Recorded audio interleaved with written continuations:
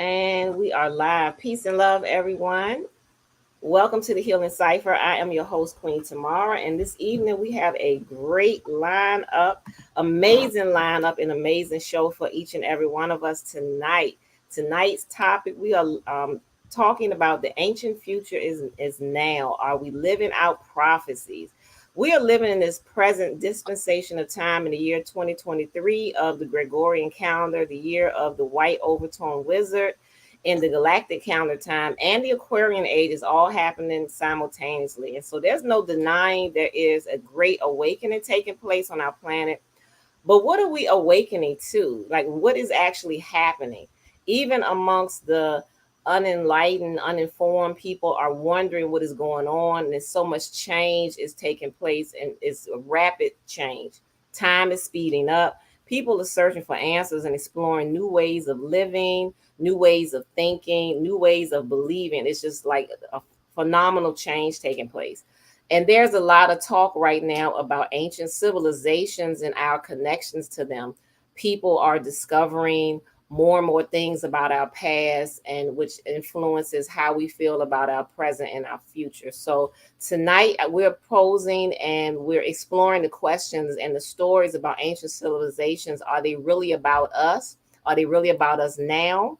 So join me in welcoming my guests tonight. We have King Cheikh Bilal, we have Brother Mikuak Rai, King Mikuak Rai, King Isaiah, and King Sir'real Sunstones. Peace and love, each and every one of y'all. Welcome, welcome.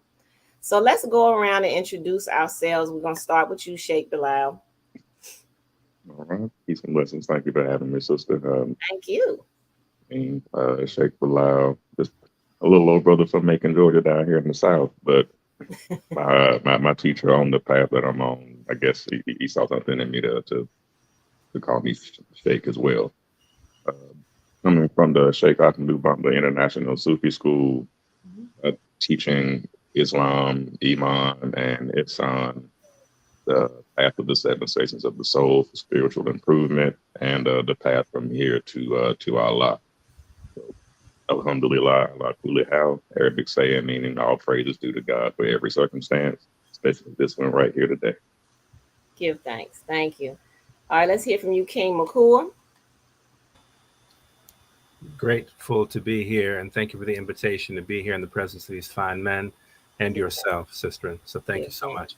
And my name is Mikuak Rai. I'm calling in from Los Angeles, California, and I'm just honored to be here and have a chance to share on such a meaningful topic on such an auspicious day as today, as is every day, but certainly today, and getting a chance to dive into some of what we refer to as noospheric consciousness, and just also really absorbing and receiving what everyone has to share. Give thanks. Give thanks. Give thanks. All right, let's hear from you, King Isaiah. Hey everyone, Isaiah. I am from New York City. Just a quick summary. I grew up Christian. In high school, I began studying Islam.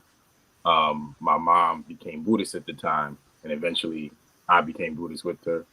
Went to college, and then so that was my introduction to really like a spiritual concept, and especially self-responsibility. So I would say 2020 is when my true spiritual journey began, and I start having these extreme, vivid, prophetic dreams from the end of 2019 all the way till really like now. It's just been back to back. So, and I would say like my clean up my life process, really true spiritual journey has started like this year. So glad to be here. Glad to have you. Thank you for sharing that with us. And let's hear from the King Sir'real Sunstone. My sister, most definite. Namaste, Hotep, Islam, Namaste. Aho. I am your brother Surrealism, a prism of realism. I'm here. I'm a father, now grandfather, an awakened, illuminated spirit, humbly evolving, but nonetheless ready to share. Okay. Thank you for sharing with us. And today is in the Gregorian calendar, it's September 11th, which is also the anniversary of the 9/11 tragedy that took place in 2001. So I wanted Brother Mikuak, if you could share with us some information about what today's significance is in the natural calendar time, and also the year, the white overturned wizard, what that means. Right. Okay. Thank you so much for that. So the calendar system that I've been working with for the past 23 years or so is called the 13 Moon Calendar, based in the work of Dr. Jose Arguelles, which really makes conscious certain codes and factors for us to apply at this time. So it's a very auspicious meeting today, being 22 years since that particular event. And 9/11 in the year 2001, according to the lens of the law of time, was regarded as the end of history, a very prophetic event, in fact. And so at that point, the entire species, our entire human species, began to shift into an awakening mode. It was also chronicled, according to the ancient Maya, as an end date to their great cycle of 5,125 years that occurred in the year 2012. And since that time, the past, I guess at this point, we're 2012, 11 years and going, things have been on an accelerated path, we could say. But these things happen in increments. So it's auspicious we're here today. It's been 11 years since that monumental shift. 11 years prior to that was the year 2001 when this tragedy occurred on this very date. According to the 13 Moon Calendar, today is regarded as Kin 221, the red cosmic moon. And every day in the 13 Moon Calendar has something called a signature, or the sign of nature, that correlates to that day. And the code for this day's signature says, I endure in order to nurture, transcending being. I seal the input of birth with the cosmic tone of presence. I am guided by the power of life force. And those are pretty fascinating words, but what they're really articulating are the qualities of numbers. Because as we look at scripture, as we look at these prophecies, we'll often find underpinning them are numbers. These numbers actually communicate many, many layers of information. And so I'm excited that we can get into some of that today in the company of all of you great souls. Yes, thank you. That's amazing. Thank you for sharing. Could you repeat again the signature for the day? Yeah, it's red cosmic dragon. It's beautiful that you're actually in red, wearing red today. Yeah. That's quite auspicious. And it's the cosmic dragon. Red in this particular cosmovision indicates the direction of the east, everything beginning in the east. And the cosmic dragon is the name of today's solar seal or energy. And the dragon relates to nurturance and birth. And the cosmic tone in particular is about transcendence. It's about the completion of cycles. So in a way, we're completing a 13-day cycle today that began 13 days ago, obviously. But those are also fractal cycles. So when we look at these signifiers, we can see them through a fractal lens. So it might be 13 days, it might be 13 weeks, 13 years, 13 moons. There's various ways to perceive this. That's the beautiful thing about fractal time. Yes. Thank you for sharing that again.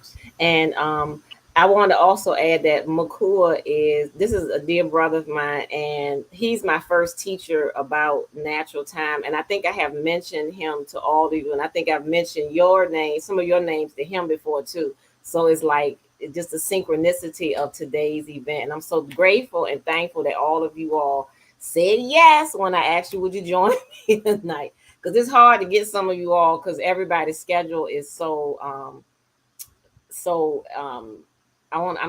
so full, to be positive. Everybody's so thank you all again for joining. And all right, so let's just jump right in. You all shared a little bit about yourself, so let's talk about, people are talking a lot about biblical and Quranic prophecy and how things in the scriptures, also the Mayan prophecies, are unfolding right in front of us. Because I remember like a few maybe a year or so ago, I was standing in line at the bank, and people were talking about how they read things in the scriptures and they're seeing it unfolding and happening now. And they were like, well, I thought this was stuff that happened long ago, but it's happening now.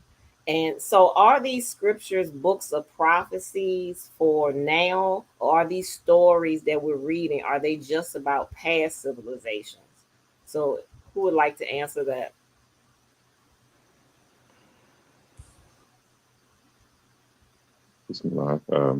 Alhamdulillah, the Please. Quran does have a couple of, I guess, Western mind, we will say nicknames, right? Or alternative descriptive titles.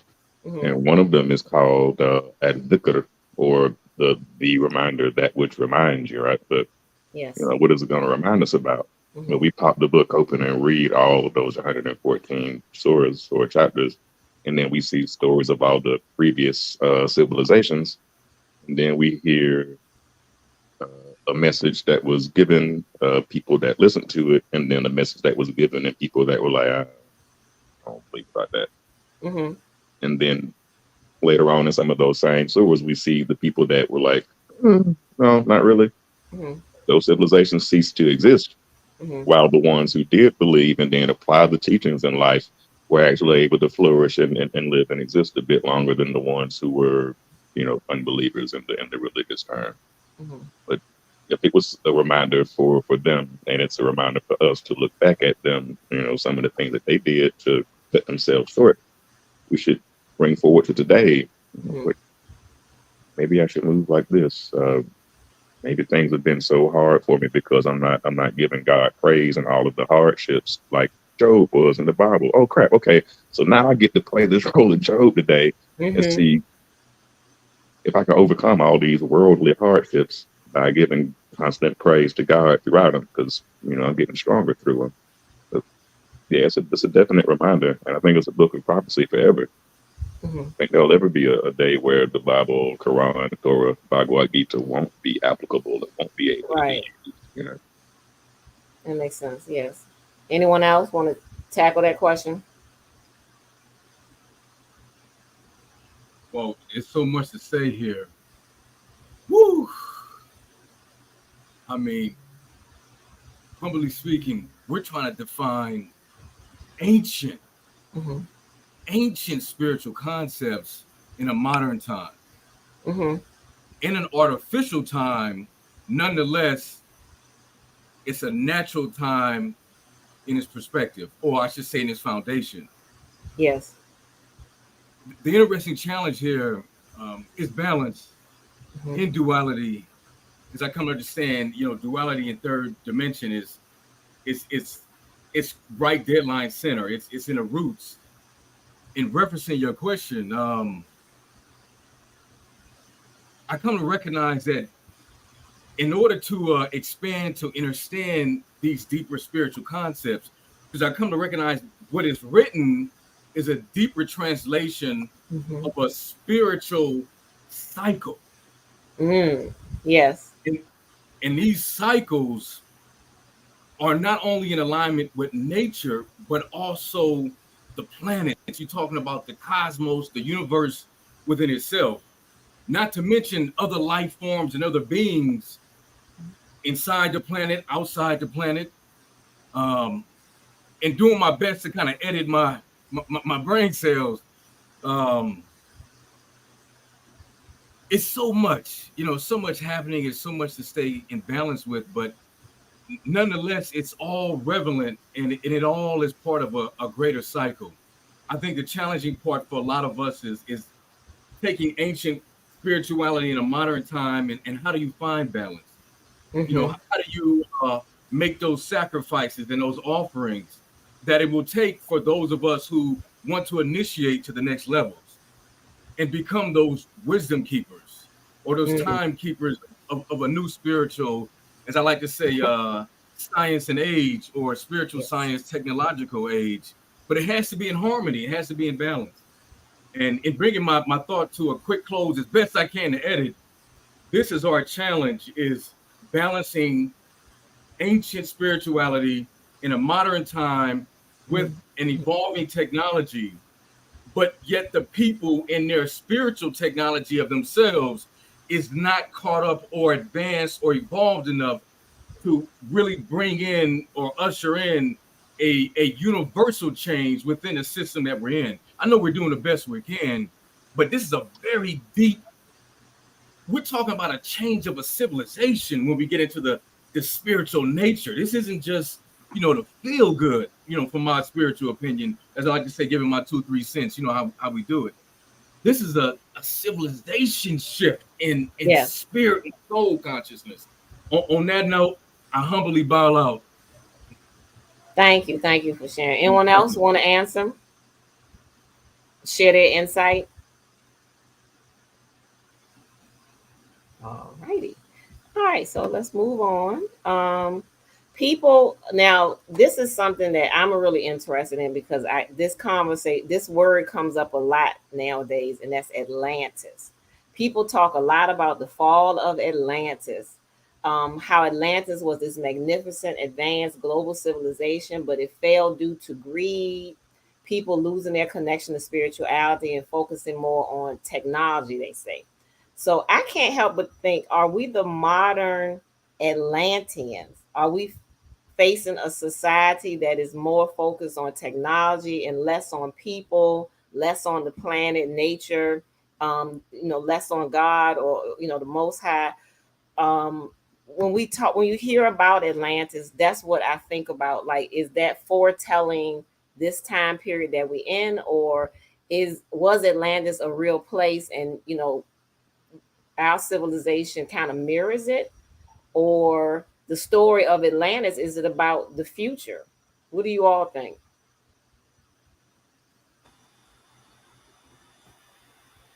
Well, I guess I can share. Come on, share. We all family. Just jump on in. Yeah, I don't know too much about the origin story of Atlantis, but it's interesting. I've always heard, I guess the mainstream depictions of it, and just it was always like this big mystery surrounding it. They made sure that as a kid, it was on like Disney Channel that you knew about Atlantis. Yeah. So, like, interesting that this is always pushed to the kids, right? So it got really deep upon one of my prophetic dreams. I forget if it was 2020 or 2021. I had a dream that planet Earth was being visited by a ship that was the size of a planet in and of itself. And the planet was like, it appeared maybe like greenish. It's like how Earth is considered blue. This planet considered more like greenish. Green, okay. And gray, white clouds. And it came, and I got an aerial vision from outer space of it moving directly next to our planet Earth, right? And so until its edge, I guess, physically touched our edge. And then all of a sudden, I was with a group of people on Earth that were basically invited into the ship. And the way it looked was our planet had an edge, and there was like a dimensional wall that you could walk into this planet that had came, the ship-like planet that had came next to it. So each of us will walk through one by one the dimensional wall into their world. And when it got time for me to walk through that world, it was incredible. It resembled our world so much. It looked like the same, but more advanced in a sense where the air was different, the sky was green, and it was like, even like from what I remember, the trees and the vegetation seemed very like, it just seemed advanced. Everything just seemed advanced, but it was nature. It wasn't really much structures like how you would see. It was like things made from nature.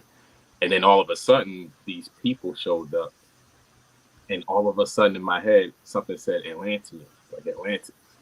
They looked like how you would portray Atlanteans with the almost like robes and their garments that just cover themselves. It looked very ancient but sophisticated in their structures. They looked like us, but they just looked like us in an advanced form. And you could tell that they were there as like almost like teachers to introduce us to what they had to offer. And that was like an incredible dream. I didn't know, I guess, what to take from it other than there's something about this Atlantis, Mm-hmm. this idea that we are related in the cosmos to all beings, and in some form, I guess it was like representing the higher self, almost like teachers that are out there that look just Yeah. Like the elder teachers, or maybe a advanced version of ourselves, like you said, maybe a version of us in another dimension or something like that. or timeline, right? Yes, interesting. Yeah, because I'm noticing, growing up, the cartoons too, there were lots of like cartoons. They had an episode about Atlanteans under the water or something like that. But in the last few years, there's more and more people teaching about Atlantis. I'm noticing online, and saying that, the Americas is part of ancient Atlantis, and just the teachings from it and what we know about it being an advanced civilization that failed because of corruption and things. And it's like almost like it's foretelling what's happening here now. Does anyone else want to speak on that? Yeah, I definitely think it's an interesting allegory for where we find ourselves now. Yes. I think when Plato was the one, I think, who introduced the concept of Atlantis way back in the 3rd century BC. That's quite a while ago. But even then, it was probably a forewarning, because according to the stories of how he received the insight of Atlantis, it was through dream and vision that he got the dream, almost like echoes, whispers on the wind, if you want to put it like that. So he's getting a download from the spirit about something that preceded that time of Greece. And imagine Greece falling when it fell. Yes. What caused it to fall? He was a warner, an insight, somebody bearing an insight at that time. As we might imagine now, all of us on this call, we are receiving insights and dreams, and we have our teachers, we have our journey, our path to be able to share with the whole, with our collective. And so I think it's very interesting.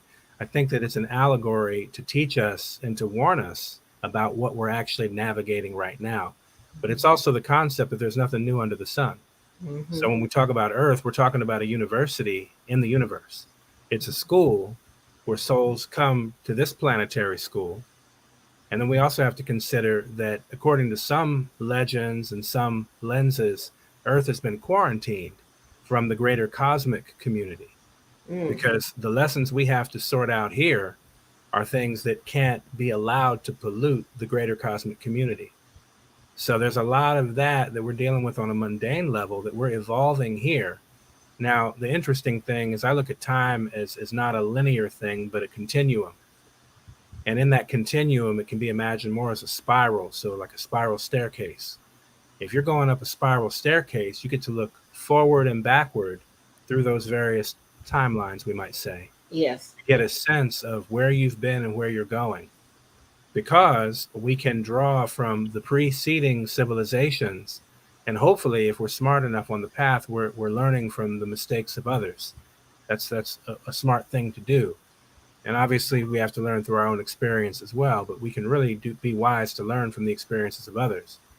And so as we look back at this concept of Atlantis, I don't know that it was ever called Atlantis. Where did that word come from? Who knows?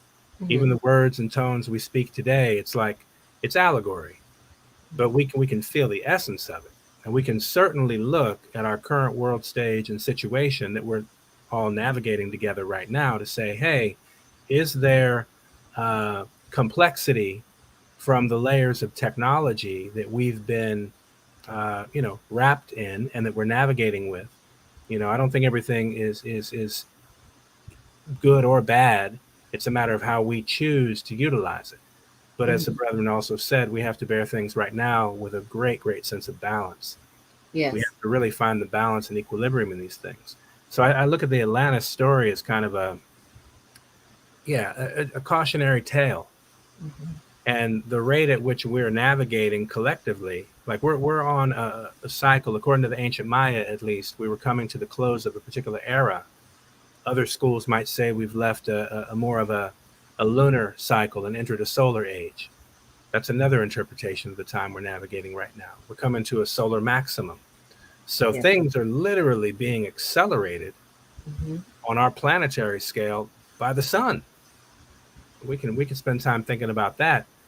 But the fact is, with the complexities of the human ego and the challenges that we're dealing with that we've passed on. I mean, if Atlantis precedes us and those beings who were living there, Atlantis was described as beings who were half human and half gods.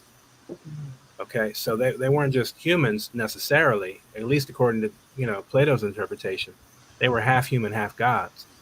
Now that also relates to Sumerian interpretations of epochs in our evolution as a planetary whole, right?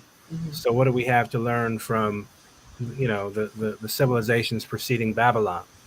When we look at these other timelines or cultures, as we're kind of making them conscious now, each one of them met, I would like to call an initiation point, where it's sort of make or break. And what are you going to choose, Mhm. And sometimes, like many of us have been evolving through in our own ways, we can get intoxicated with the mundanities of life, and that can take us in a different direction. Now, maybe we needed those lessons that we got from taking that other course, but either way, we're going to get course corrected. So I don't know. It's an interesting consideration. Atlantis, I think it's a bit of a fable to some degree, although there are some cultures who might suggest that their ancestors survived Atlantis and Mhm. that those became the seeds of the cultures in Mesoamerica, in the Yucatan, for example. Yes. Now, these are cultures that we understand very little about today, okay? But Indeed. they're thousands of years ago. This is where you get mega complexes like Teotihuacan in central Mexico, or the cultures that emerged in areas of La Venta and are called the Olmec, even though they weren't called Olmec by Right. themselves. We refer to them as Olmec because that's the words that we've inherited. Mhm. But the fact is, obviously, we're preceded by other groups who've also experienced some of coming face to face with these cautionary tales. Mhm. And I wanted to reflect also on the previous question, just briefly, just to say Yes. one thing I found to be very interesting is in the classic Maya civilization, there is a sage and ruler known as Pakal Votan, and Mhm. he was responsible for a temple complex in a place called La Camha, known as Palenque. People may have heard the term Palenque in Chiapas, Mexico. There's a very famous pyramid there called the Temple of Inscriptions. And when we talk about prophecy, imagine the prophecies being literally written into the buildings. In Mhm. other words, they were written in stone. Yes. And so when we have a certain activation or interaction with these spaces today, it's as if it's a time capsule. Kind of like in high school or junior high, people put items in a time capsule. Yes. Imagine this temple complex, one of the highest civilizations historically. It was concurrent with the Roman civilization. As Rome fell, this whole area began to come to prominence. I mean, you can imagine some of the transitions happening around the world at the same time. Another interesting synchronicity about that is as the Prophet Muhammad, peace be unto him, was receiving the Holy Quran, Mhm. this young ruler was taking the throne in classic Maya in the Yucatan or in the Palenque complex. So they were contemporaries. Mhm. And there are some interesting correlations then with the revelations that God, the Most High God, was giving to human beings, two different groups of people, same message, but Mhm. speaking to them in a language they could understand at that time. So Yes. whether you're coming from the Maya culture or you're coming from the so-called Middle East, you know, you're receiving a similar transmission from the one Most High of the same information to guide your people at that time. So there's an interesting prophecy of Pakal Mhm. at the time, written in stone, and mind you, these complexes fell to the jungle. In other words, they became overcome by the jungle, grew over them, and they weren't actually rediscovered until the late 20th century, or rather the late, let me say, basically, yeah, the late 19th century, early 20th century. So Mhm. his actual uh, sarcophagus, which has all this detailed information Mhm. like created into it, that insight, we could say, didn't become conscious in our lifetime until the 1940s and 1950s. Yes. So it's just an interesting thing to note that a lot of this information, this prophetic information, was also seeded to come to us at a certain turn of the spiral when we were actually at a stage of our development and evolution to be able to receive it and to be able to evolve it. I think that's where we find ourselves now. I agree. And it runs concurrent with the fact that there are forces on the planet that are driven to dominate and control. And that's nothing new. Yeah. You know, through some lenses, those forces are referred to as Ahrimanic forces. That's a term that people may or may not be aware of, but there's a teacher from Germany named Rudolf Steiner, and he had a school called Anthroposophy back in the, the early 20th century. He wrote extensively about where the human society, the human species found itself at this point of evolving. So it's very interesting just to note that there's so many cultures inferring the same initiation rites that Atlantis went through and fell to, potentially, we might say, that here we are now, though, with a chance to face it again, and hopefully we choose a different course. Will we or won't we? That remains to be seen. But the fact is, there's nothing new under the sun. And I think it's auspicious. At least we're engaging in a conversation now, whereas before now, we didn't have internet digital technology to be able to communicate in mass in the ways we do now. Now, mind you, Prophet Muhammad, peace be unto him, he didn't know about Pakal at the same time, but they were receiving the same message. And when you do the comparative study with his information and with the Holy Quran side by side, and you use number, you find the information is coded to a particular frequency, in that case, the number 19. And we talked about it briefly before coming on air. Yes. Mother Tanetta Muhammad and her work in the Nation of Islam and writing for the Final Call, she had her article about the number 19. Yes. Which was her own personal independent study of these comparative traditions of Islam and the classic Maya. So they were receiving very similar downloads. And the classic Maya do attribute themselves as coming from the ones who were able to survive the destruction of Atlantis. I'll just add.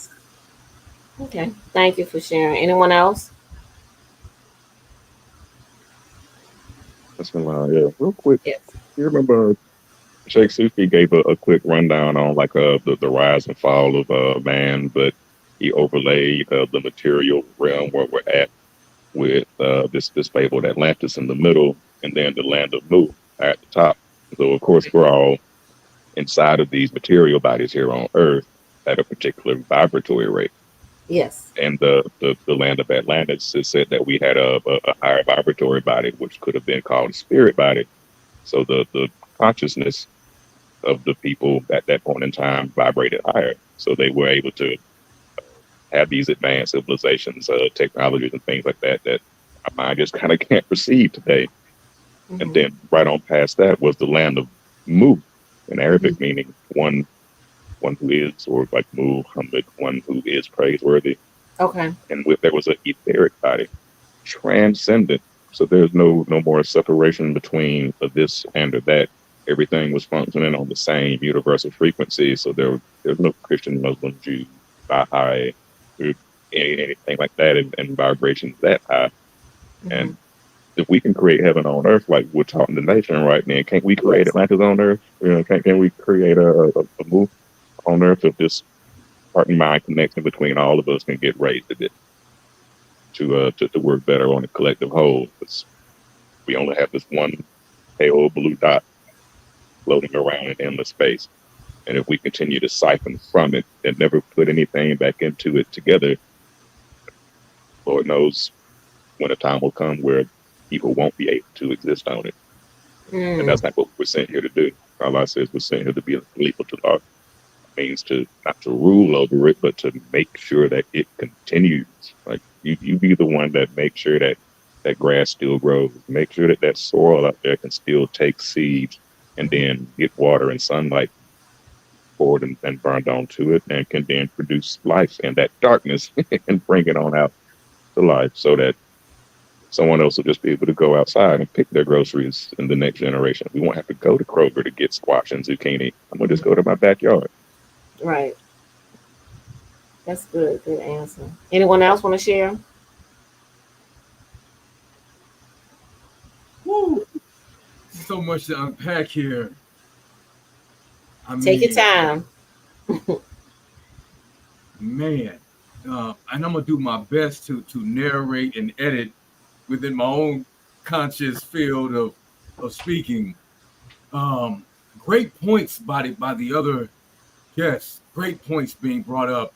As we come to understand, everything is cyclical, and history does repeat. And as the brother shared, and we've heard this phrase, "time tested." There's nothing new under the sun, and that sun emits a particular spiritual light force frequency, vibrational field that impacts and evolves this human flesh, let alone the light force within us. Doing my best to edit where I'm taking this. History repeats, lessons repeats. When I come to understand in this dimension, there's a lot of repeating, but there's also a lot we're missing. There's a lot still being kept from us, purposeful. There's a lot that has been destroyed, purposeful, willful, and those things were done to help usher in the type of system that we're living under. And I come to recognize that those who are in the know, or these families, they know what time it is. I mean, you got some of these families who inherited all types of what they define to be artifacts and relics, from our ancient ancestors, let alone the encryptions or the scriptures that have the my train of thought is going. Let me see if I can grab my thought back. So going back to the scriptures, the inscriptions, I want to say some of the directive, to how that's defined, or how it's how you connect the dots in common reference. And in saying that, I come to recognize that our ancient ancestors, they wrote not only endlessly, but they wrote in such of a way that it was a uniform spectrum of understanding self. And I recognize that when Western man came about, not only did he bastardize everything, but he separated. And in that separation, based on his lack of conscious understanding, you have this great fall in humanity. And then now you have him as the, alleged teacher of civilization and how to be civil in an uncivilized way that we see operating, on us. And in saying all that, and again, the other guests, touched on great points. It's just so much to unpack. And I recognize, again, there's so much missing, so much being kept from us. But nonetheless, those of us who do self-initiate, let alone through any other specific practice of initiation, can have access. And I come to recognize, that takes a more, there's this term called more of a full brain, more whole brain consciousness.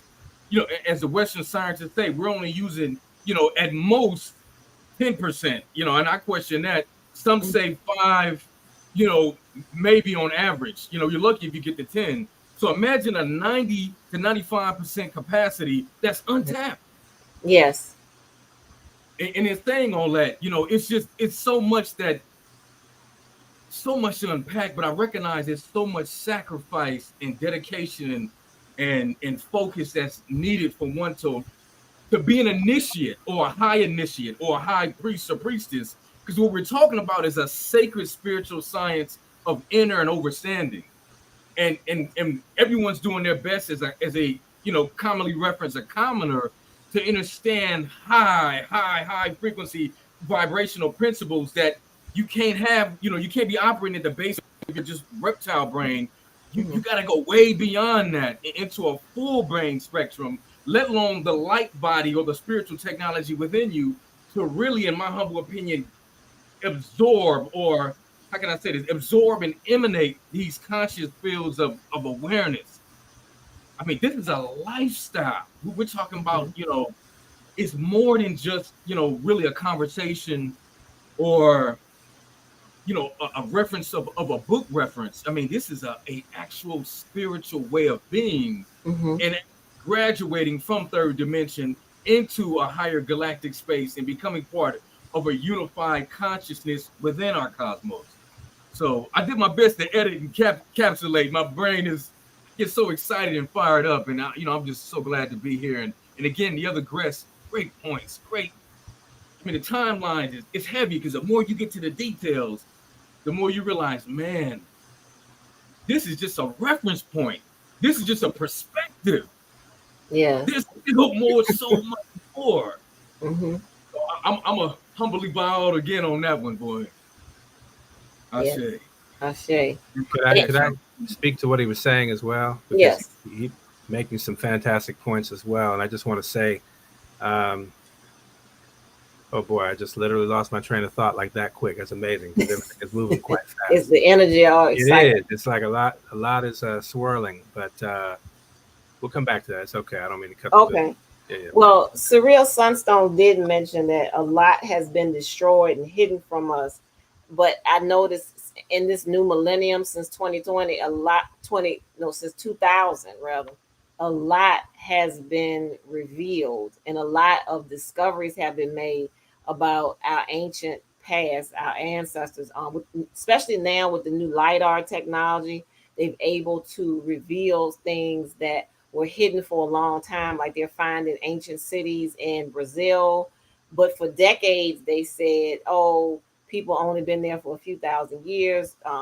Things don't grow there because the soil is too porous. It's a rainforest. It's too wet, yada, yada, yada. But they've revealed that somebody terraformed the soil there and thousands or years ago, maybe even longer, and that it actually was home to large cities once upon a time, as well as them making discoveries in Central America all the time, finding new temples, new pyramids, new cities that have been grown over by the jungle, as well as places that are underwater because they're blaming it on climate change. A lot of places around the world where rivers or lakes are drying up is revealing civilizations and ruins that time in some instances forgot about.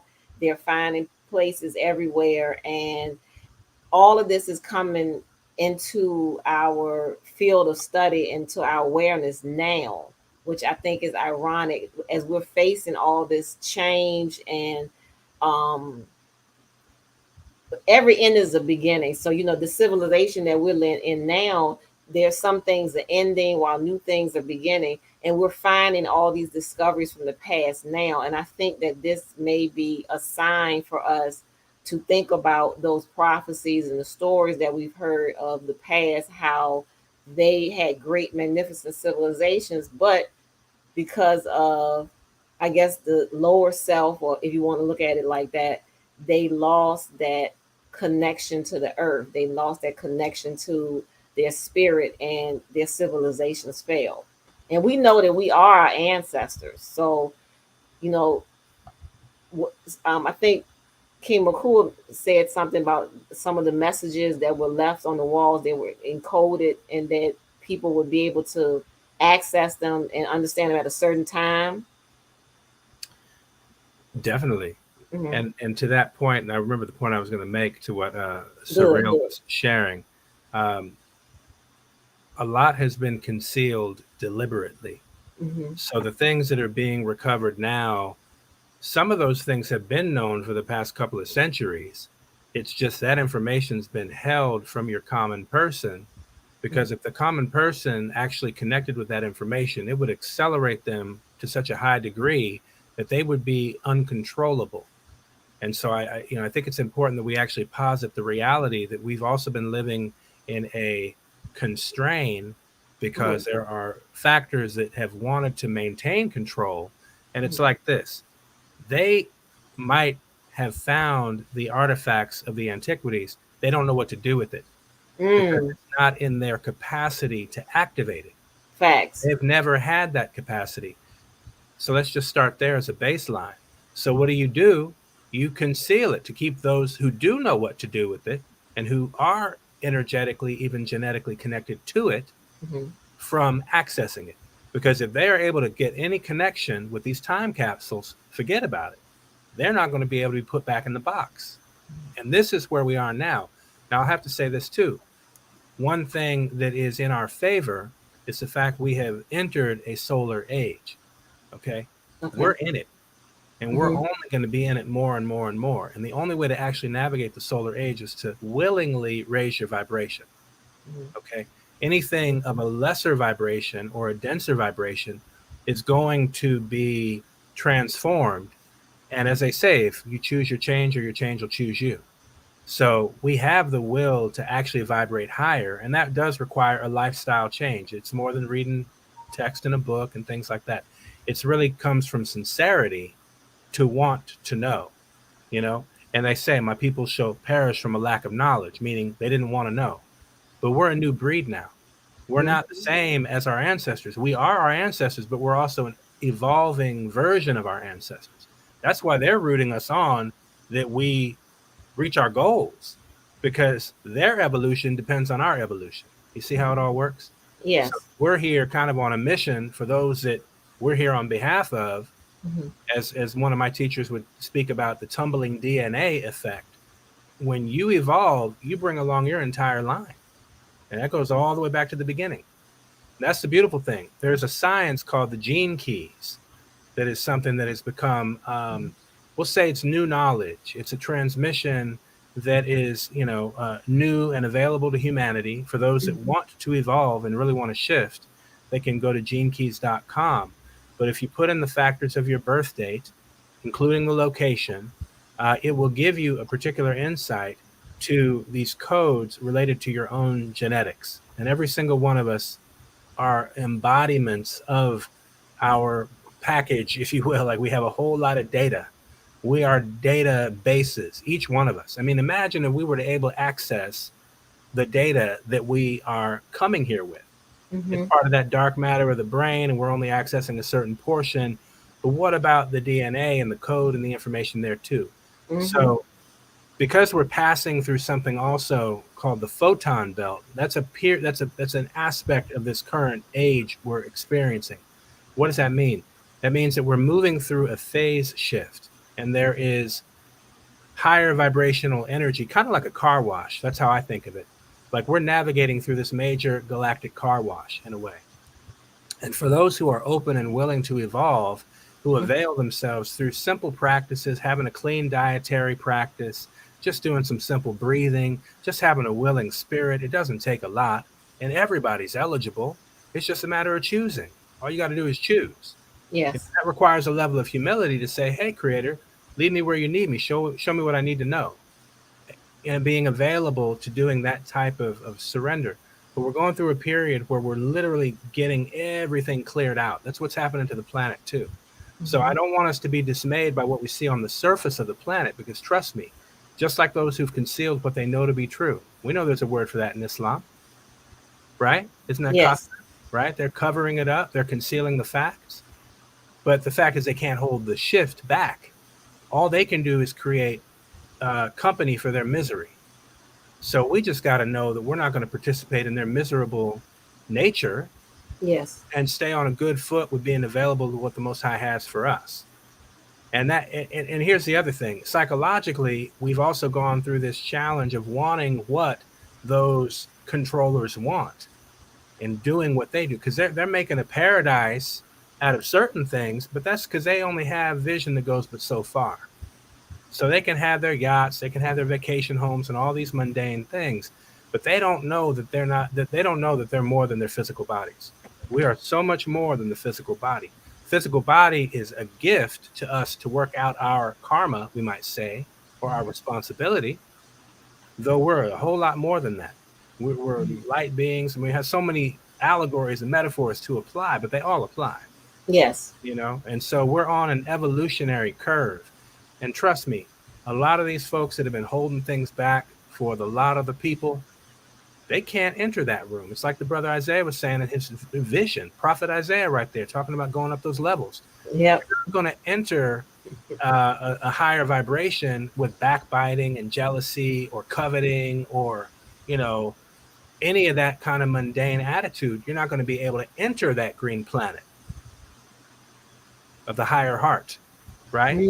Some might call it Nibiru. I mean, you call it the fourth dimension. There's a lot of allegories, like I said. There's a lot of terminologies for it. But what it really comes down to is our mood, our vibration, and our love. Love, unconditional love. And some might call it Christ consciousness. I don't care what you apply to it. It's God consciousness, Christ consciousness. That's a vibration. And that's what there are those of us who've been long suffering. We know that, like Brother Sheck said at the beginning as well, just like taking that path and taking that route of Job and long suffering due to our sincerity and not losing faith in God, no matter what it looks like on the surface. So I just want to posit that as we're navigating these complexities, we don't want to lose heart. We want to stay faithful and stay in your heart, stay in your light, stay in your love, because that's the solution to all this other noise and pollution going on. There's a lot of distractions. You know what I'm saying? And so it's the part of the qualitative shift we're each being invited to make. And so, it's good to know that we can come together, though, as a company of those who love and respect the Most High Creator, to be able to celebrate this reality. No matter what our religious worldview may be, any of that, it's all love, ultimately. And it shows itself through its actions, and that's the place we find ourselves. Yes, indeed. Anyone else want to comment?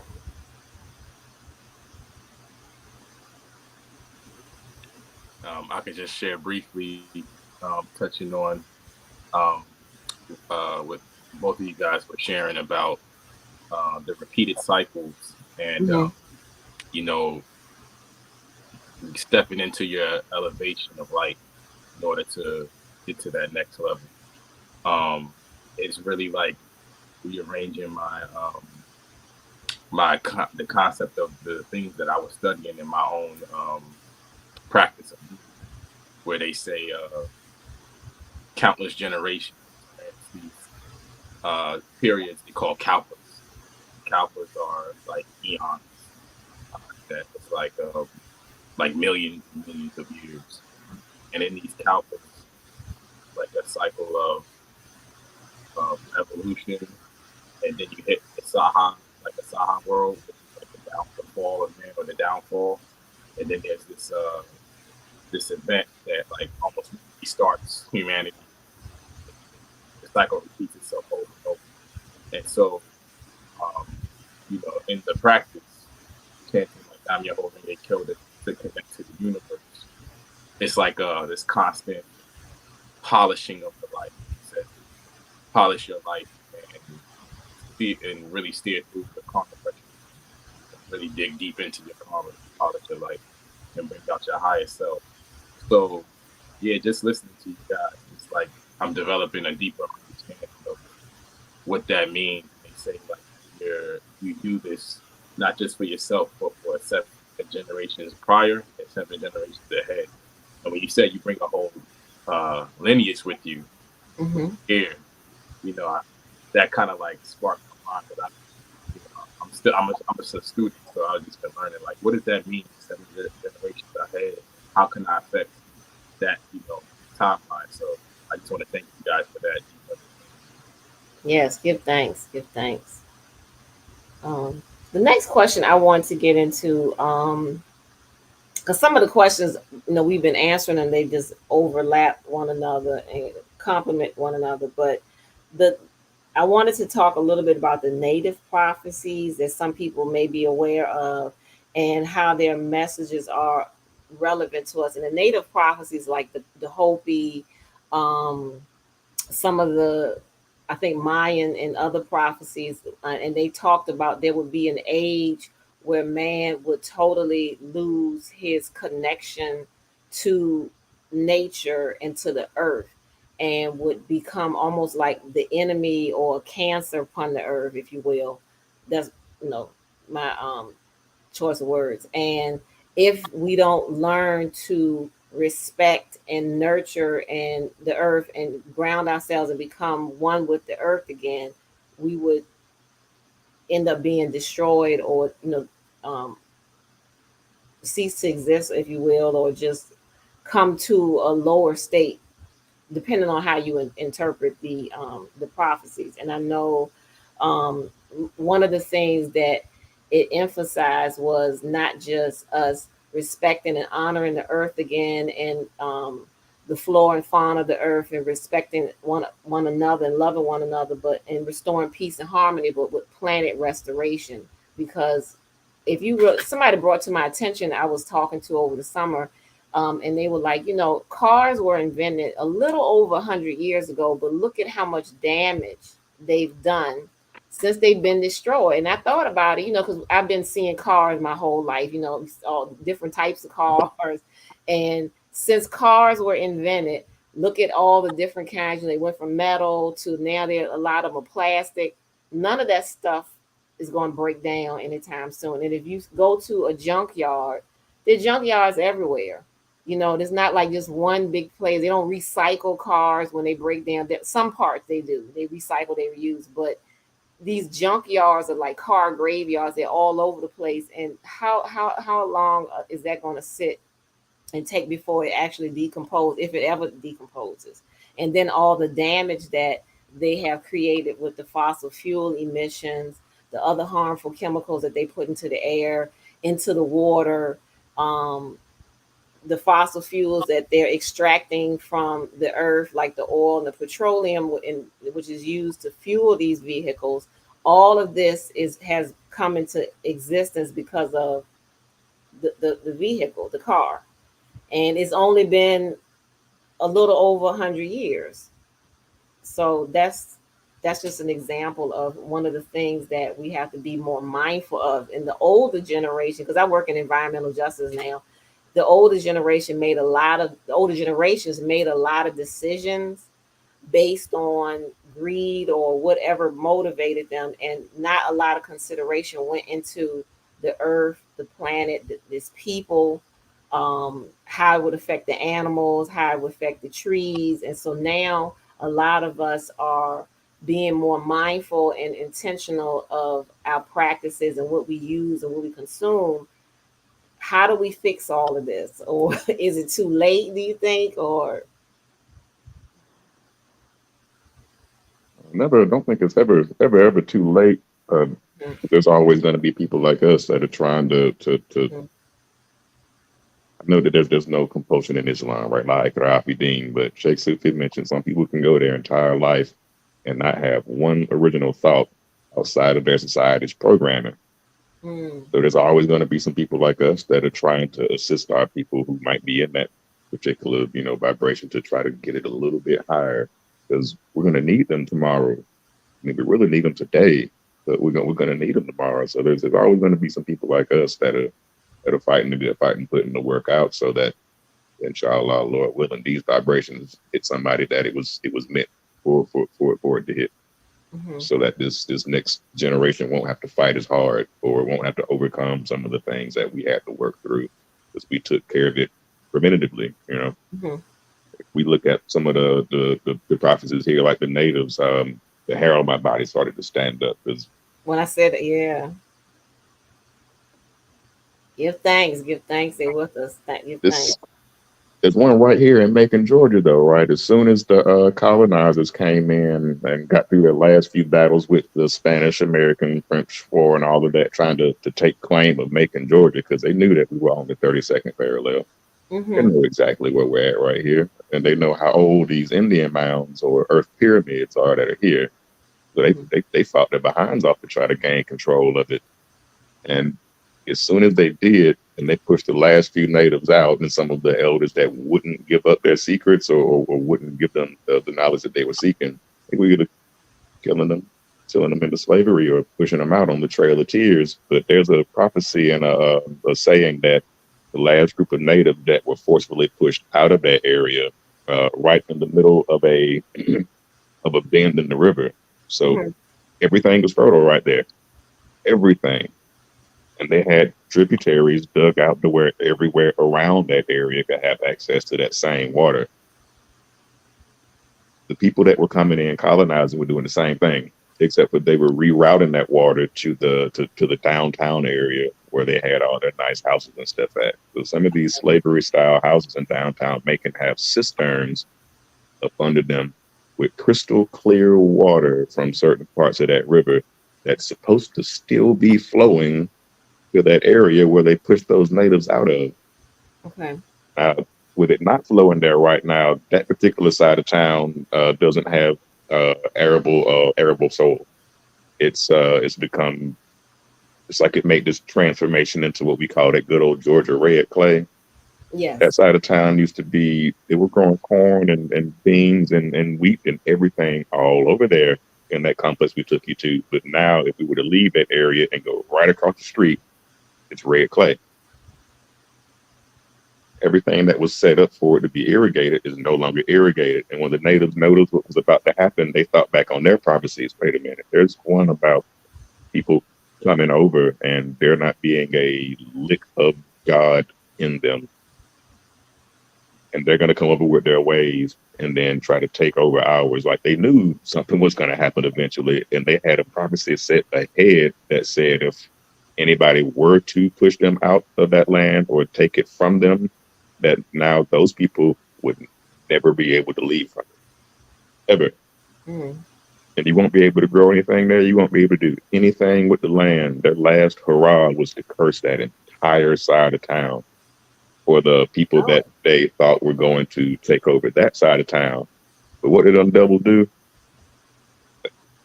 They moved all the black people over there and kept them unconscious about the energy that was there and why they were moved on that side of the river, and all the white folks built their metropolis in downtown on the other side of the river.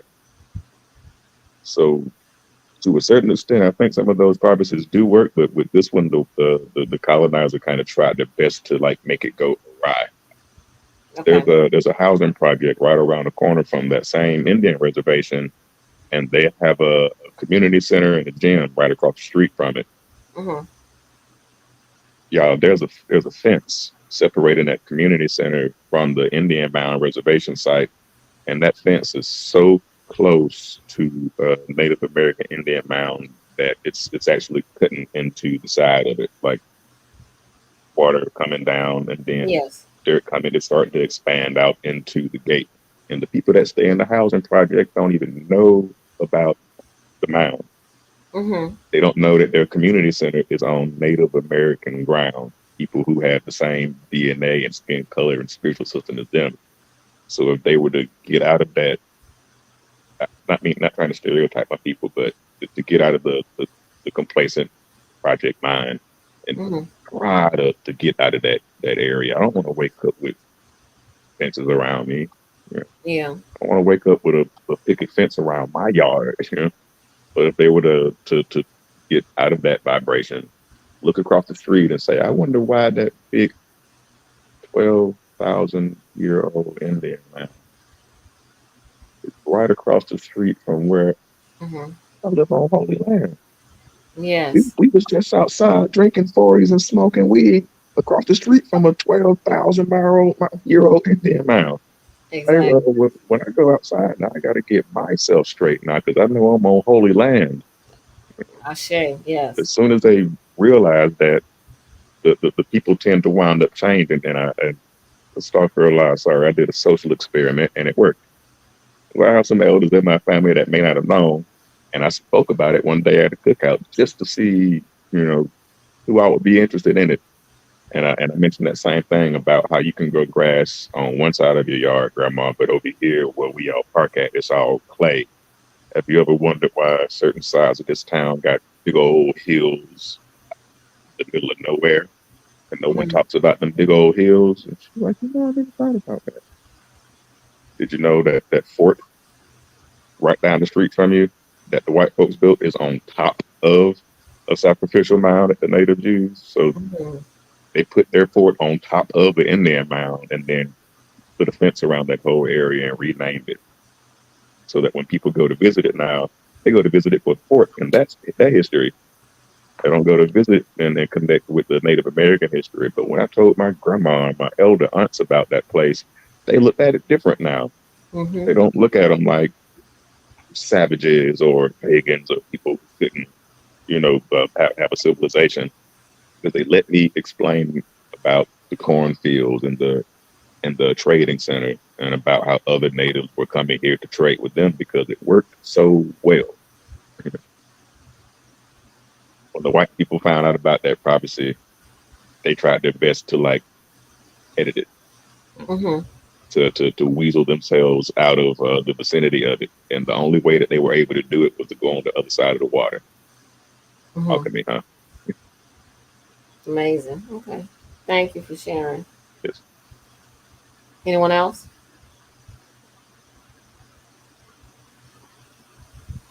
Man, so much to unpack.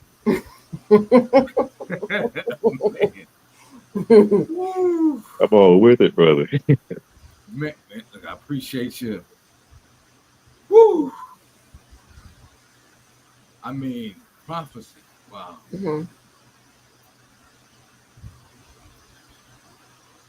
I'm gonna do my best again to edit and to hit some, I guess, some bullet points or some key points. Prophecy has always been, but it's been through a special process or an initiation or a ceremony within a special type of clan system with a special type of clan mothers. And, you know, we may commonly refer to now, you have a high priestess, you have a high priest, the medicine woman, the medicine man, doing my best to edit my thoughts. I may kind of tie in, you know, y'all can stitch it together. You know where it's going. We follow you. We got you. All day, every day. So can you imagine?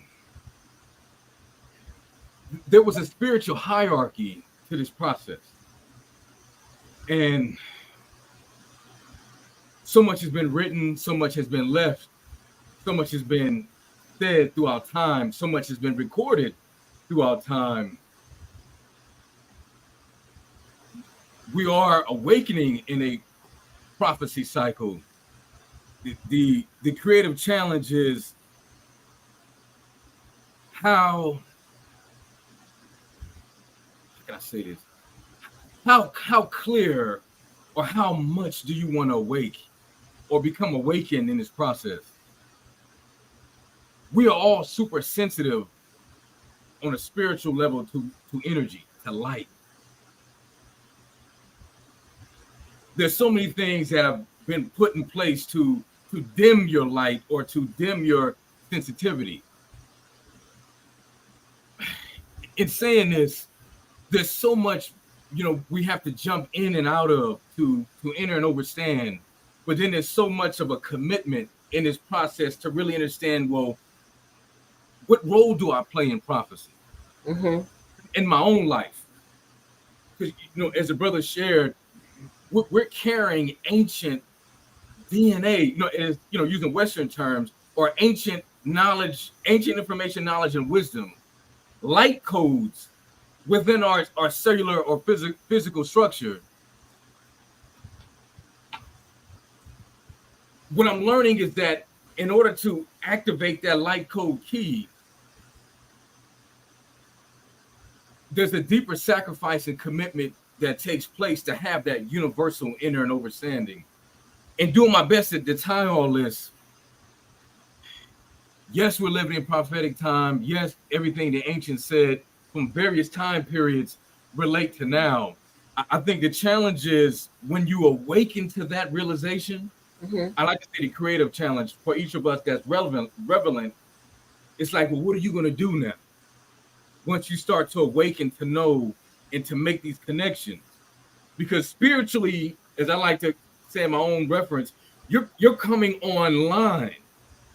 You're not just awakening in consciousness, you're awakening within the light spiritual essence of who you really are deep down in understanding an environment that is not in alignment, but now you play a role of ushering in the enlightenment, whether it's conversations like this or whatever aspect that we all play a part in. We're all playing a part in an ancient prophecy of this galactic spiritual cosmic movie that's happening right now. And because of how fractured and separated and the unbalanced fall within humanity. That slip, well, purposeful slip for others in consciousness, in spiritual consciousness, has left us to where now it's like having quadrillion subatomic pieces of a fragmented puzzle, and we're all trying to, within ourselves, grab these pieces, let alone share and connect those pieces with other things that we hear, we study, we make connections with. As we come to understand, truth has a universal frequency. No matter what words you use, if it's true within its essence and it's universal, you're going to resonate. And understanding that, these are some of the things I've come to learn in a simple form, that we're all playing a role in the greater prophecy, and we all have to choose how deep and how far we want to go or awaken in this process to go to the next level. And then bringing my point as best I can to edit to the end. Remember, this is more than just Earth. That's the other thing that some ancestors, I'm glad, as I'm humbly learning to listen and to fall back at times, even when I get caught up in my linear logical, you know how this dimension is, it gets you kind of, whether you're on a schedule or not, we all deal with it. And we get sometimes more mental than spiritual logical, and when it comes to the heart and mind connection, and we can miss out or have to learn the lesson or come back to something or recycle it, because it's like, well, we're trying to get you to understand, to see, to wake up that you're playing a role in a greater picture here. And this is deeper than just Earth. Yes, Earth is your current centerpiece, but you're part of something called, Westerners call it space, or a galactic or cosmic family. So yes, imagine those other beings, as they commonly refer to, as ETs, or the other higher dimensional ultra terrestrials that are waiting on us. But they're like, look, I can't just come down there and hit you with a beam of light, because number one, you probably would explode. Number two, you would think you're dreaming and wouldn't believe it. And then maybe 3 or 4, you probably would run like hell and scream and say it's the Antichrist, or I'm dreaming and I can't wake up. Right. And and humbly saying that, but bringing a little bit of love to the sarcasm. It's so deep. It's so deep, and there's so much waiting for us, not just on the planet, but outside of it. And that's the part for me, I'm championing however how many of us can be a part of that transmission, that translation. It may come to that. It may come to where the ship is here and you got to make a decision. Earth has no more time based on the unbalanced state within the conscious field that these humans are operating in. It's either wipe everything out, or a group of y'all decide to leave and become ambassadors of not just your planet that you were on, but also galactic or cosmic ambassadors of something greater. And that's something that I'm gonna bring it home, and that's something I come to recognize that we all, have the potential to be a part of. Oh, yes. And it's just being prepared and being ready, and that's something that it's intense, but it's real, and again, the higher forces are waiting on us. And that's the other thing too, is that we got help outside of this dimension, let alone within it, but outside of it. And I think a lot of times we play too low on the level of matching, the oppressor with his same tool and technology, when we are way far more ancient and advanced and illuminous in our spiritual technology within, let alone the connection to those within and outside of our dimension, that's waiting for us to align our frequency and our vibrational field, so we can become one, like a laser beam in consciousness. And imagine being able to, they like to show us the X-Men and DC, Marvel, and all that. Imagine when you activate them chakras, or that pineal gland, or that first eye, and you illuminate and cleanse yourself and become everlasting and evolving and living longer within the current experience that you're having now. on that note, I'm gonna cap it. I'm gonna edit. But again, we're living prophecy. We are prophecy. We just got to wake up to see how far we're willing to go. Help is waiting, and the time is now like it's ever been. That's why everybody's talking about, in essence, the same thing at various levels, layers, and levels. I bow out humbly. Namaste. Namaste. Thank you. Thank you. Anyone else want to tackle that?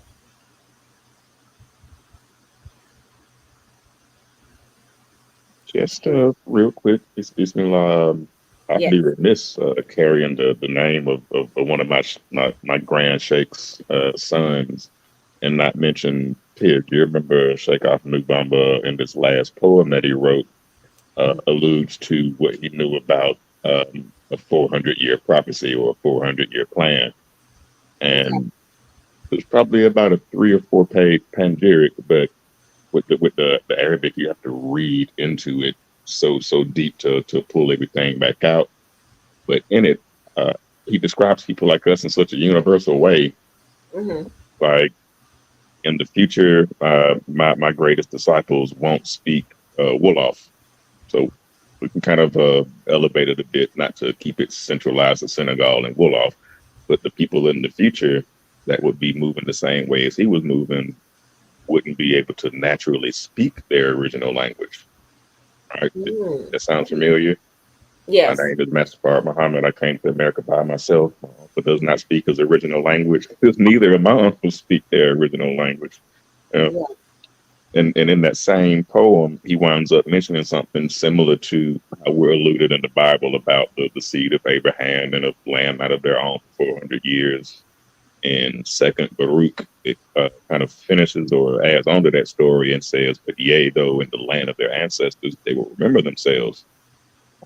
This guy writes this panegyric in the early 1900s who had never been to America. That says there's some people over here that are that have this universal spark within them, and something needs to happen for it to wake up. Here, I'm going to start writing these highly cryptic, mystic, encoded Arabic praise poems and litanies, so that when these people over here on the shore start to read it, it'll do just like the brother said. It'll start to activate those light centers within, because it's word, sound, and power. They match those vibrations. They wake up those ancestors within, and then we realize, shoot, he was talking about us.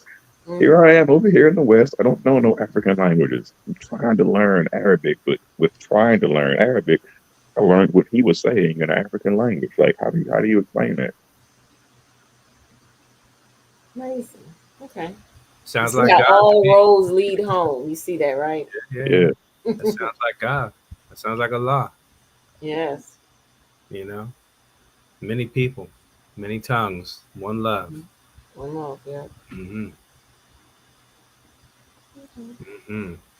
Yeah, I'll just chime in to say that there's a specific prophecy from Pakal, who I'd mentioned as a contemporary to Prophet Muhammad, peace be unto him. And the prophecy is basically summed up as saying, if humanity wishes to avoid biospheric destruction, it must return to living in natural time. And that's kind of a synopsis of the prophecy, because we've gotten out of sync with nature's timing due to a variety of consequence. And you mentioned the piece with the automobiles of the past century and sort of the de-evolution that we're experiencing as a result of that.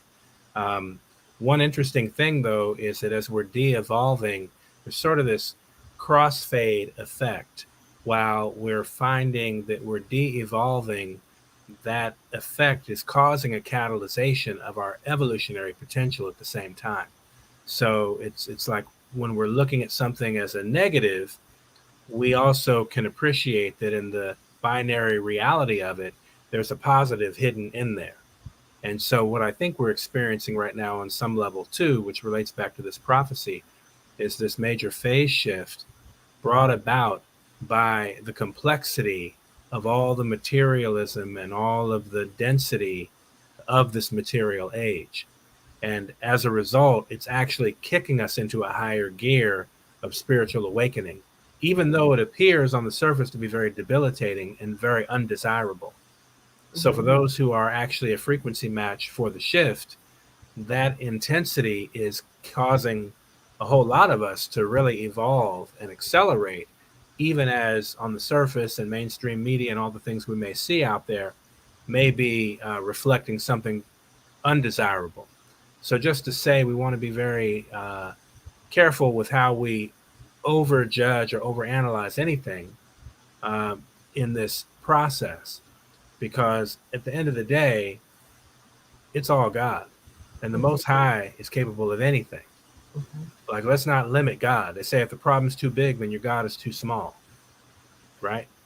So I just want to invite that as an awareness, because these prophets that preceded us by centuries were saying a similar thing, and they were throwing up a Hail Mary that we could catch it out here on the goal line.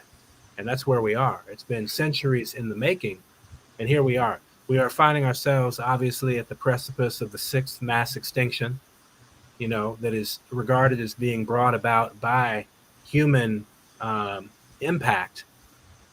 Unlike the so-called 5 preceding mass extinctions, none of those were caused by human impact. This one uniquely is being caused by human impact. But even as that's happening, there has to be a nugget or a seed of God's presence and will somewhere deep inside of that.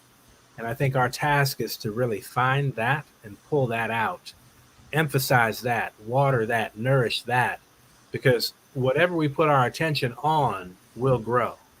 Okay? So if we put our attention on all the negative and the calamities, then we're using our God-given powers unconsciously, perhaps, to amplify that. We definitely don't want to grow more of that unconsciously. So we do want to lean into the positive outcome potential. And I'll just share that one of the tools I've been working with for the past couple of decades is something called the 13 moon calendar. We kind of referenced it at the beginning.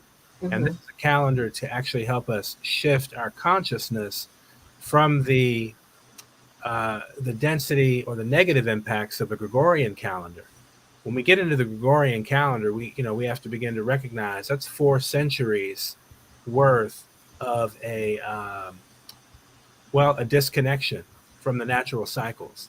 And so the way that we as a global community have now been, in a way, coordinated and programmed to mark our time and schedule our customs and our experiences on a day-to-day basis has been one of the main culprits of taking us out of sync with nature, because we're looking at things through a lens of January through December and this arbitrary counting system, and everything is a number.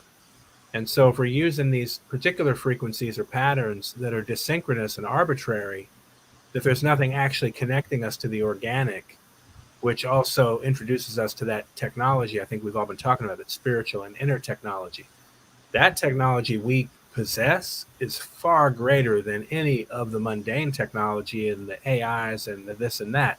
We have noospheric intelligence. There's artificial intelligence, then there's natural intelligence. And that's one of the things that we would be wise to probably begin to lean more into, is actually equipping ourselves with the codes and the technologies, such as natural time as one example, breath and dietary focus as another. The brother mentioned zikr earlier, if I'm not mistaken. Yes. That's a technology. Like, actually chanting the names of the attributes of the Most High is a technology. That's a bona fide technology. These are the things we have access to that defy, anything, because they work at such a subtle and impactful level. It transcends all the mundane. And so the prophecies are warnings, and yet the other side of that is we want to focus on the solutions. Because we have the prophecies, which are warnings, but then once you get enough of the warning, you start to move into, as Brethren was also saying, like, we have so much help here. All we got to do is ask. We just have to let it be known, hey, here I am, Lord, send me, kind of thing. Right?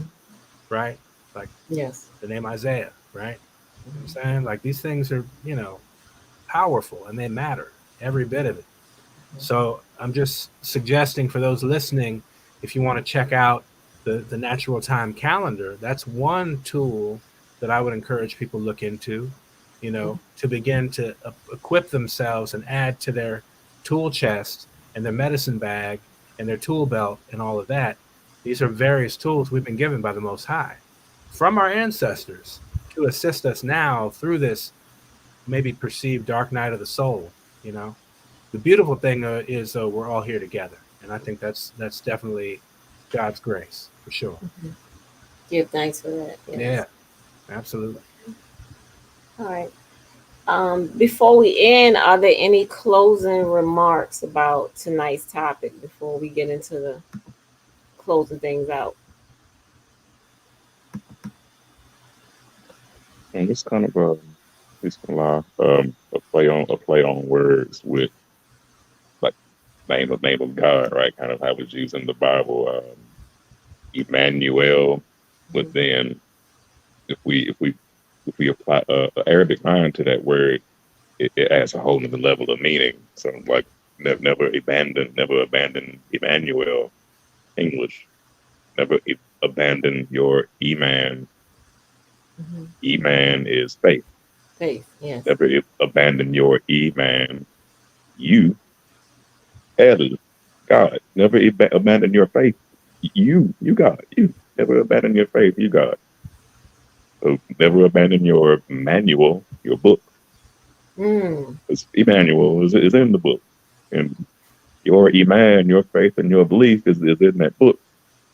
And just a quick Quranic verse, the second chapter, 1st through 4th verse says, for those that know it, this is the book within which there is no doubt. But for those that believe in it as a guide and believe in the unseen, because they now have the guide to give them the path through the unseen, or darkness into light, not knowing into knowing. And those that know better, they do better, because you don't believe that some grass is going to grow in my backyard and some squash is going to pop out of it. I know I have to go put those seeds in there now. I have to plant those seeds, and then beautiful plants come through. Apply that at every level we can, and I guarantee you we'll win. Indeed. Anyone else? I just want to share. This is very profound. I guess divine timing. Just today, I found out for the first time that it is the Ethiopian New Year in Ethiopia. Yes. That humanity started, and that was before. That was like early in the morning. You know, somebody I know out there told me, and so it's just wow how you got touching on today. Cyclical events and understanding of natural timing. It's everything is just like it's just like so many downloads, because it's like I was having a conversation with my friend who was starting to awaken. You know, he's heavily into the realm of politics and kind of like anything that was like abstract was not in the was not being paid attention to at all, given any kind of merit or significance. But now that he's starting to see different people express, like people that he holds high regard, like he's taking things seriously. He's like, okay, this is like so to speak, a video game where we have to level up, and the things that certain things that they portray as power, not power at all. So amongst that, it was like this sense of like, okay, once you get to that point of awakening, now what do I do with this newfound knowledge? A lot of people in my generation and younger, I noticed, are suffering from depression or a sense of hopelessness. Yes. But there are ways to, the things that I'm gathering from you guys and in my dreams are the solution is things like this, continuing to share, evolve. Because once you realize that when you're playing their game, there's no way to beat them at their game, it's because we don't have the knowledge to go within and say, that's how I'm going to beat this game, by going from within and playing my game. And now I'm empowered. Everybody else, it's empowered that same way. We can't be controlled. We can't be stopped. And it's like you guys said, it's not just each other we have, but we have help, we have help from the heaven, but I have help from God eternally. So I'm just taking these downloads, and I have a hope because I'm seeing, though it's a lot of darkness, I'm seeing a lot of people also start to wake up. I see a lot of young people getting curious and wanting to know more and take on, do something about what's going on. And so, yeah, man, just I guess the last thing I want to share is like the first dream that I had that kicked everything off was I was in this, like, I thought I had woke up in this huge wasteland of, it was just like endless ground, dimension of endless ground. It looked like the Sahara Desert. And out of nowhere, I could see from afar what looked to be quadrillions of people. It looked like the entire history of Earth's population gathered in an endless wasteland, right? And out of nowhere, these thousands of foot beings had, like, quicker than teleportation, they just appeared there, and they're like thousands of feet tall, translucent. You can see right, they're like clear, they're made like clear bodies. It's not like a skin in the flesh, it's clear. And there was something that looked like wings. They were just huge, right? And then he's speaking to us in a telepathic language that I can only describe to you as something that was a picture in the mind and a scroll that looked like Sanskrit letters, one of the hundreds. It's like, and that's we all shared this image.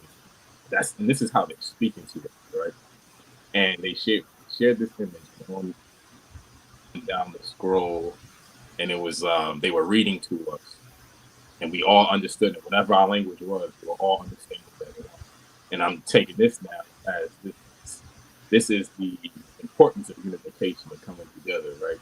So we're reading the scroll as one that says, we're here to take people, chosen people, into a new destination, into the cosmos. And those left behind will have to find their way around the fate of the planet, which goes back to what you were saying about how certain people survived the cataclysm, survived the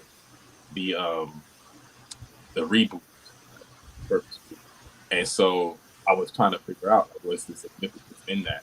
And so after we had read that message that these beings were given to us, these red beams of light started shining down from the sky on several quadrants, billions of people. Like, it's so many people shining on specific quadrants of square of these peas of people. I started looking for my family. I saw my mom, who's no longer with me. It's from above now. I saw her, my sister, my brother-in-law, my father, and my aunt, one of my aunts. Specifically them. They were part of a group that had went up into the sky. And so after that, I believe I was one of the quadrants that was left behind. And so it was said that it was known that I had some work to do out of the. And then there was like a breaking of the ground and this sense that something was about to impact the planet, like an asteroid, which led into like my other dream that came later. It was always a body that was coming to like break the earth up. But within that, in each of these dreams, there's always the number 3 and the number 7 that appear. There's always this sense of preparation and prepare for like a returning of beings and entities that it's just not just like of one faith, but a different faith that are coming and that are already I guess going to play a role in this grand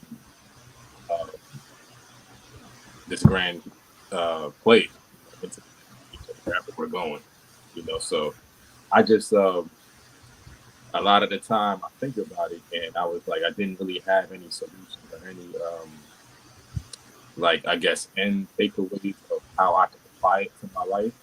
But now I'm seeing that the answer is sharing, the answer is spiritual evolution, having that hope and focusing on the positive. So I just wanted to share that with you guys. That was like giving me the chills right now. Thank you.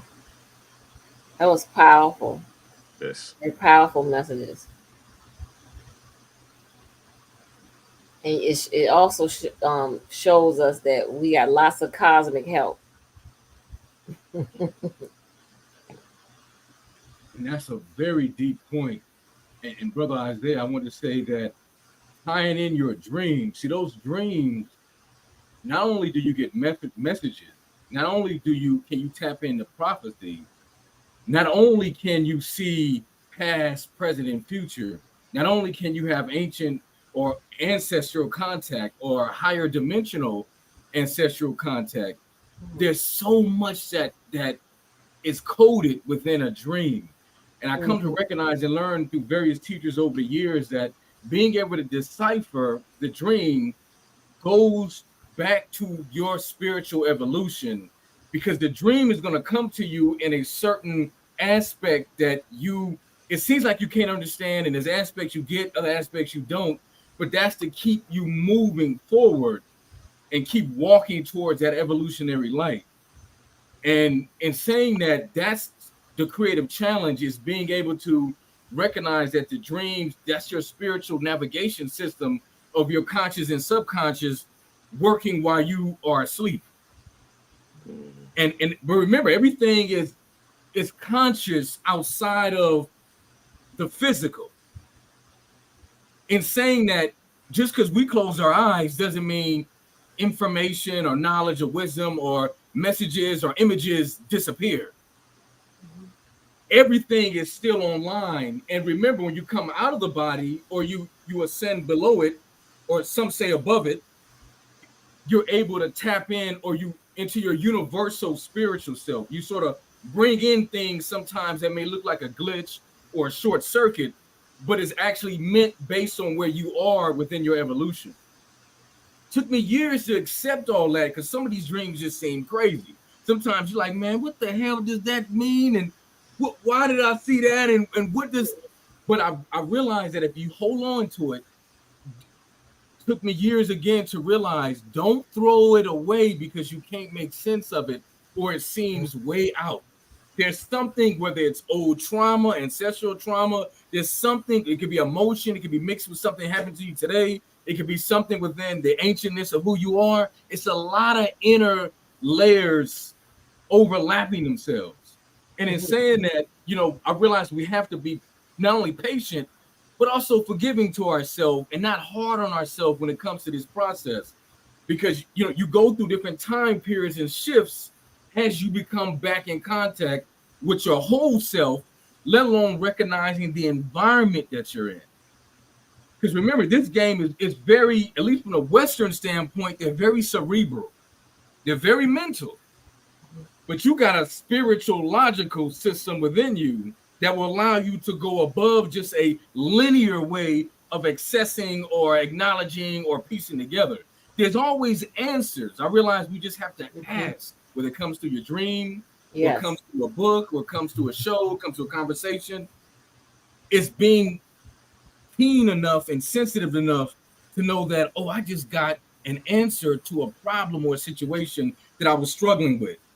And then the other part of it is accepting where it leads and takes you and where you must go. And that can be a sacrifice or a shedding of letting go A plus B to get to C. You may go down the whole alphabet based on one's evolution. But if that's what it would take to grow you or to evolve you, I come to recognize that's what it'll be. And again, humbly speaking, there's many hard-headed lessons. I'm like, why am I going through this again? And I come to recognize that, okay, I have to accept that the choice I make is a choice that has to be made outside of how I may emotionally feel or emotionally logical may feel. And that can be tough because of who it is and what it is and who it's attached to. But, to kind of bring it all home, definitely stay, or anyone that you may know or talk to, definitely stay locked into your dreams. Definitely share, talk, write it, get creative with it. I've had to learn, take that, what we feel negative or that anger, and draw something. Create some great, as I like to say, spiritual poetry or some music. Or, however, harness it in a way that it evolves you. that you see an answer to a current problem, whether it's financial, economic, emotional, relationship, whatever it may be, reverse engineer. See, the same thing that we hear the Westerner does and how he takes from the ancient and remix it, you got the same essence in you to remix it back to make it work for you. Mm-hmm. And that's some of the stuff. It took me years to accept that through various teachers, that I have the key to change my circumstances and my situation. Give thanks. Give thanks. Namaste, hotel. Namaste. Islam. Thank you. All day. Yeah. Any other closing remarks before we end? Just want to say thank you, Queen Tamara, for hosting this space. Thank you. Today, very much. Thank you so much. It's a great honor. Connect the family in this way, and looking forward to more opportunities to do so in the future. Yes, giving thanks. For sure. Yeah. And can each of you share your contact information for the listening audience? I'm also going to put it in the description box too, below the video, once it finishes downloading.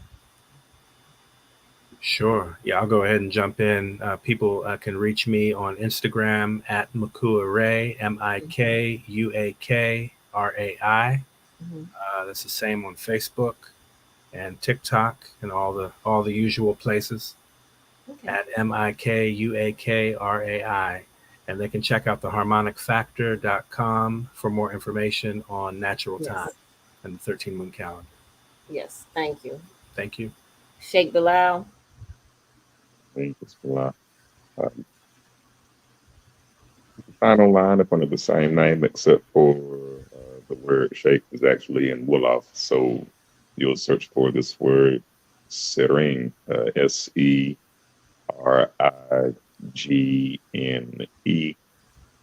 And if we were to take the name Bilal over there also, that would correlate to Falu. So if you search Sir'real Falu, Fallou, last name Ba, is pretty ancient people, right? Yes. Perfect last name. Sir'real Falu Ba on the same social media platforms, also YouTube channel as well. Okay. And thank you. Let's hear from Isaiah. Yep. So I'm on Instagram at Isaiah Life 7. ISAIAHLYFE and the number 7. Okay, and the number 7. Okay. Right. Mm-hmm. All right. Give thanks. And Sir'real Sunstones. Man, I'm not a big social media person. I'm balancing a little bit of it. But I can't tell you YouTube, as I learned the lingo, my handle, how about that, is at Sunstones. So that's SUNSTONES. Have a TikTok that's evolving, and that's at Sir'real Sunstones is all one. Mm-hmm. Facebook, I played a little. It's Sir'real Sunstones, and that's really all I can balance when it comes to social media. I'm on it. It's more like a therapy kind of, fun entertainment. I do give some spiritual context. I don't, social media is no problem. Get off of that, but those are the three. I would say 2 really, YouTube and TikTok. So Sunstones on YouTube, right? Yeah, at Sunstones, yes. At Sunstones on YouTube. Okay. Sunstones, all right. Yeah. Well, thank you all. Thank you. And so I'm going to read our meditative thought of the week. I like to end the show with that. Just some words to live by, a little inspiration for the week. So this week's meditative thought is: the ancient future is now. We are standing at the crossroads of our destiny and the destiny of the planet. The decisions we make will have an impact on all of us and Mother Earth, so we must choose wisely. We have unfortunately inherited a lot of negative, harmful issues on our planet due to the decisions that were made by generations before us. Issues such as pollution of all kinds, the legacy of slavery and oppression, abuse, unfair and unjust practices, all kinds of isms, and the list goes on and on. So we have to take heed to the stories and the prophetic wisdom of our ancestors as we make decisions going forward, decisions that will affect us all. Our actions today are the consequences of tomorrow. So we must work together to make better decisions as we save one another and save our planet. As always, family, remember your light in the darkness. Until next time, join us again here on the Healing Cypher, Monday, 7 p.m. Peace and love, everyone. Peace, peace. Thank you all.